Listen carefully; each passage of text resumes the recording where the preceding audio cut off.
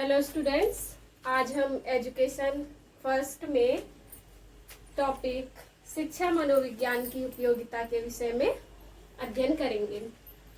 पिछली क्लास में मैंने आपको शिक्षा मनोविज्ञान के अर्थ और प्रकृति के विषय में बताया था। आज की क्लास में हम शिक्षा मनोविज्ञान की उपयोगिता, यूटिलिटी या इम्पोर्टेंस कहें, इसके विषय में अध्ययन करेंगे। शिक्षा मनोविज्ञान की उपयोगिता सर्वप्रथम अध्यापक के लिए सबसे ज्यादा जरूरी है, क्योंकि इसके विषय में मैं पहले भी बता चुकी हूँ। शिक्षा मनोविज्ञान जो है, चूंकि एक ऐसा विज्ञान है या एक ऐसी शाखा है जो कि शिक्षा से संबंधित समस्याओं का अध्ययन करती है और उनका समाधान निकालती है। तो शिक्षा से संबंधित जो सर्वप्रथम समस्याएं आती हैं वो आती हैं अध्यापक के पास, क्योंकि एक अध्यापक ही है जो कि अपनी क्लास में कई तरह की समस्याओं को फेस करता है, और इसलिए सर्वप्रथम शिक्षा मनोविज्ञान का ज्ञान अध्यापक के लिए होना अत्यंत आवश्यक है। शिक्षा मनोविज्ञान की उपयोगिता को हम निम्न पॉइंट्स के थ्रू समझ सकते हैं। उनमें आपका सबसे पहला पॉइंट है बालक की विकासात्मक विशेषताओं को समझने के लिए। हम बात कर रहे हैं कि शिक्षा मनोविज्ञान की आवश्यकता क्यों है अध्यापक को। तो इसके लिए सर्वप्रथम मैंने पॉइंट जो आपको बताया है वो है बालक की विकासात्मक विशेषताएं। सबसे पहले हम जानते हैं बालक की विकासात्मक विशेषताएं क्या होती हैं। स्टूडेंट, मैंने आपको बताया था कि बालक जब जन्म लेता है, जन्म से मृत्यु पर्यंत या जीवन भर चलने वाली प्रक्रिया शिक्षा कहलाती है। वह जीवन भर की प्रक्रिया के अंतर्गत बालक की कई सारी अवस्थाएं होती हैं, जिनमें आता है शैशवावस्था, बाल्यावस्था, किशोरावस्था, प्रौढ़ावस्था। तो बालक की विकासात्मक विशेषताओं को समझने के लिए कि बालक की किस अवस्था में बालक का विकास किस प्रकार का होता है, अध्यापक के लिए मनोविज्ञान का ज्ञान होना अत्यंत आवश्यक है। जैसे शैशवावस्था, ओके, शैशवावस्था में बालक का विकास किस प्रकार होता है, शारीरिक विकास कैसा होता है, मानसिक विकास कैसा होता है।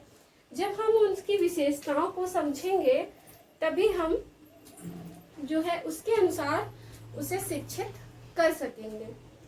तो साथ ही साथ आप इनकी सारी अवस्थाओं में बालक का किस तरह से विकास होता है आगे आने वाले चैप्टर्स में पढ़ेंगे, यूनिट सेकेंड में, जिसमें मैंने आपको जब सिलेबस का इंट्रोडक्शन दिया था उस समय मैंने आपको बताया था। आप यूनिट सेकेंड में बालक की इन अवस्थाओं के विषय में विस्तृत ज्ञान प्रदान किया जाएगा और विस्तृत हम इसके पर चर्चा करेंगे। नेक्स्ट पॉइंट है आपका शिक्षण अधिगम के लिए। शिक्षण अधिगम के लिए, शिक्षण जिसे कहते हैं टीचिंग, अधिगम लर्निंग। मीन्स बालक जो है टीचिंग करने के दौरान लर्निंग कैसे करता है। जब अध्यापक अपनी कक्षा में कुछ पढ़ा रहा है, सिखा रहा है, उस समय बालक क्या सीख रहा है, उसके लिए अध्यापक को शिक्षा मनोविज्ञान का ज्ञान होना अत्यंत आवश्यक है। क्योंकि शिक्षण के दौरान बालक उस चीज को किस तरह से सुन रहा है, समझ रहा है, वैसे अधिगम कर रहा है या नहीं कर पा रहा है, इन सभी चीजों को समझने के लिए शिक्षा मनोविज्ञान की उपयोगिता है। नेक्स्ट बात करते हैं थर्ड पॉइंट की, पाठ्यक्रम निर्माण में। पाठ्यक्रम जिसे हम कहते हैं सिलेबस में। स्टूडेंट, मैंने भी आपको आपका सिलेबस बताया एजुकेशन में कि आपको सिलेबस क्या पढ़ना है बीए सेकेंड ईयर में। ओके, पेपर फर्स्ट का, पेपर सेकेंड का। पाठ्यक्रम निर्माण में किस तरह से आवश्यकता है उसको जरा ध्यान दीजिएगा। शिक्षा मनोविज्ञान, शिक्षा मनोविज्ञान बालक की रुचि, योग्यता, आवश्यकता, क्षमता आदि सभी को ध्यान में रखते हुए बालक के लिए एक ऐसे पाठ्यक्रम का निर्माण के विषय में बताता है जिससे कि बालक का सर्वांगीण विकास हो सके। और हमारी शिक्षा का भी यही उद्देश्य है कि बालक का सर्वांगीण विकास किया जा सके। अगर पाठ्यक्रम बालक की रुचि, आवश्यकताओं के अनुरूप होगा तो बालक उसे सीखने में रुचि दिखाएगा, इंटरेस्ट लेगा, जिससे बालक आसानी से अधिगम कर सकेगा, उसे सीख सकेगा। नेक्स्ट बात करते हैं पाठ्य पुस्तकों की रचना करने में। पाठ्य पुस्तकों की रचना करने में पाठ्य पुस्तक आप लोग समझते होंगे, आपकी जो बुक्स होती हैं टेक्स्ट बुक्स की रचना करने में किस तरह से टेक्स्ट बुक का निर्माण किया जाना चाहिए। जैसे मैंने फिर बताया आपको, बालक की रुचि हो गई, योग्यता हो गई। सपोज हम किसी एक अवस्था की बात लेते हैं, शैशवावस्था में आपने देखा होगा कि जब बालक छोटे होते हैं, पीजी, एलकेजी, यूकेजी क्लास में होते हैं, तो बालकों को किस तरह की बुक्स में का निर्माण उनमें किया जाता है, कलरफुल पिक्चर्स होती हैं, है ना। इसके साथ ही साथ क्या होता है, हर एक चीज का उन्हें फिगर दिया जाता है, हर एक छोटी सी चीज को समझाने के लिए, ताकि बच्चे उसको आसानी से समझ सके तथा उनके प्रति ज्यादा इंटरेस्ट रख सके। जब बालक ज्यादा रुचि दिखाएगा उसमें, तो वो बालक उस चीज को आसानी से सीखेगा। उसे बार बार आपको उसे बुक खोल कर नहीं देना पड़ेगा कि बेटा इसे पढ़े, बल्कि वह खुद बुक खोलेगा, क्योंकि उसे उसमें रुचि आ जाएगी, इंटरेस्ट जागेगा कि ये चीज कैसी है, ये एप्पल है, रेड कलर का होता है ना। तो इस तरह से क्या होता है, पाठ्य पुस्तकों की रचना करने में भी, चूंकि हम बालक की जब अवस्थाएं जान जाएंगे, रुचि जान जाएंगे, उसी के अनुसार पाठ्य पुस्तकों की रचना की जाएगी। और अध्यापक का भी यही कार्य है कि वह बालक की रुचि, योग्यता आदि को समझे और उसके अनुसार पाठ्य पुस्तकों की रचना करने में सहयोग दे। नेक्स्ट पॉइंट की बात करते हैं, व्यक्तिगत विभिन्नताओं के लिए। व्यक्तिगत विभिन्नताएं, सर्वप्रथम हम इस टर्म को समझते हैं, और इस टर्म को आप आज ही के लिए नहीं समझे बल्कि आगे के लिए भी समझे, बिकॉज ये टर्म आपके आगे आने वाले सिलेबस में बहुत इम्पोर्टेंट रखता है। मैंने बताया था पहले ही, क्योंकि ये आपका पूरा एक चैप्टर दिया हुआ है, व्यक्तिगत विभिन्नताएं, इंडिविजुअल डिफरेंसेस के लिए। इंडिविजुअल डिफरेंसेस मीन्स होता क्या है, इसको आप समझ लीजिए।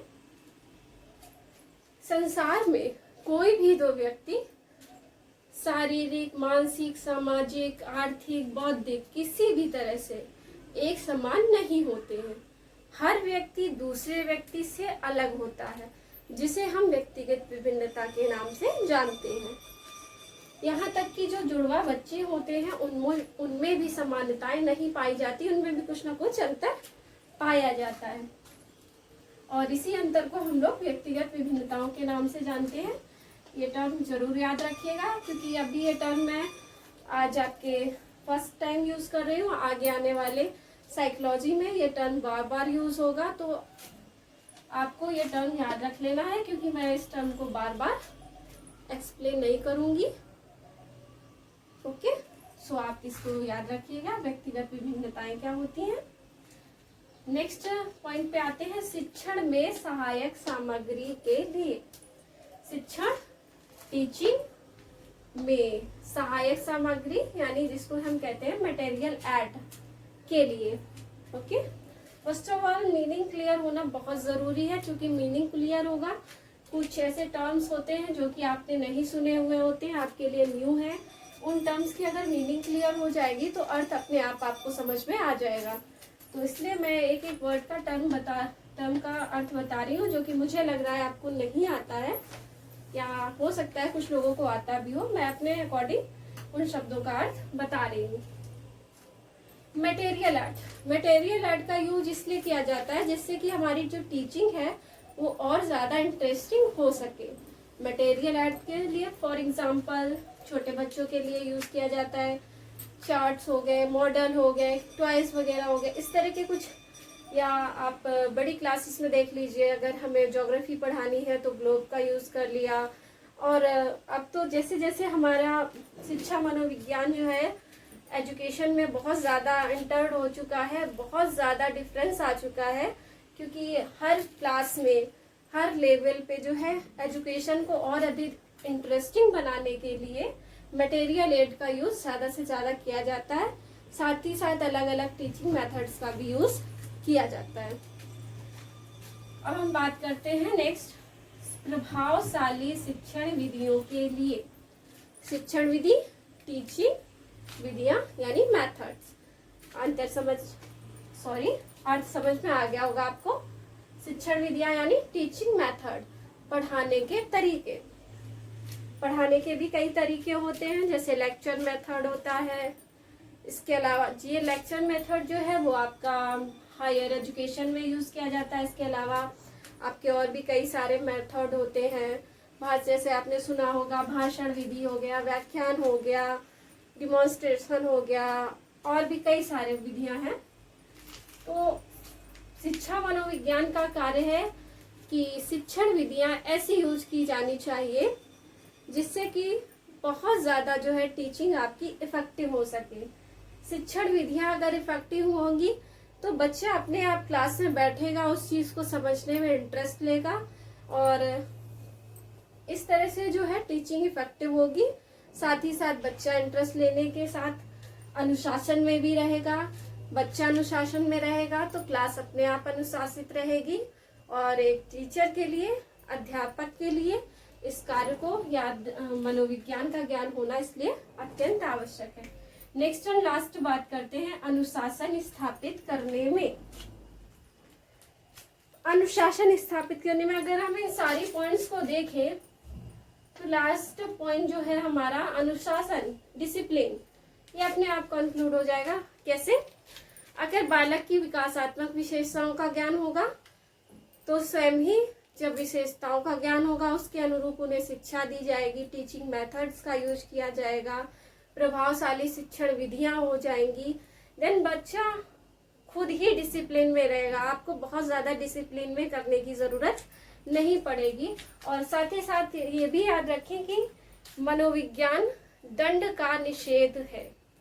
मनोविज्ञान के अंतर्गत जो है दंड निषेध है।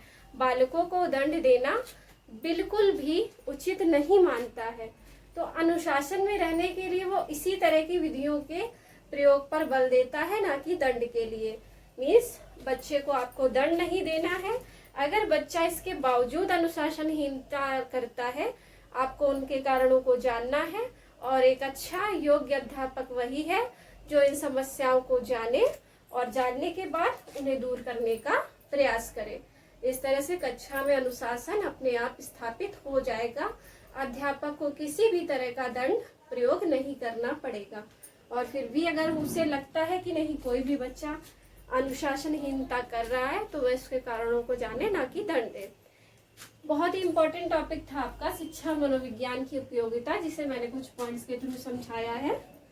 आई होप आपको समझ में आया होगा। और जितना भी है, जो भी टॉपिक्स हैं, पॉइंट है, इन्हें आप अपने, अगर आपका क्वेश्चन आता है शिक्षा मनोविज्ञान के उद्देश्य, महत्व, उसके साथ भी आप इसको कर सकते हैं कवर, और ये पॉइंट्स आपके उसमें भी यूज में आ जाएंगे। क्योंकि इम्पोर्टेंट टॉपिक है, इम्पोर्टेंट क्वेश्चन बनता है इसके लिए, चाहे वो शिक्षा मनोविज्ञान की उपयोगिता हो, महत्व हो, उद्देश्य हो, या अध्यापक के लिए हो, सभी के लिए। तो इस तरह से आपका ये बहुत इंपॉर्टेंट टॉपिक फिनिश होता है। मिलते हैं नेक्स्ट क्लास में। Okay student, thank you.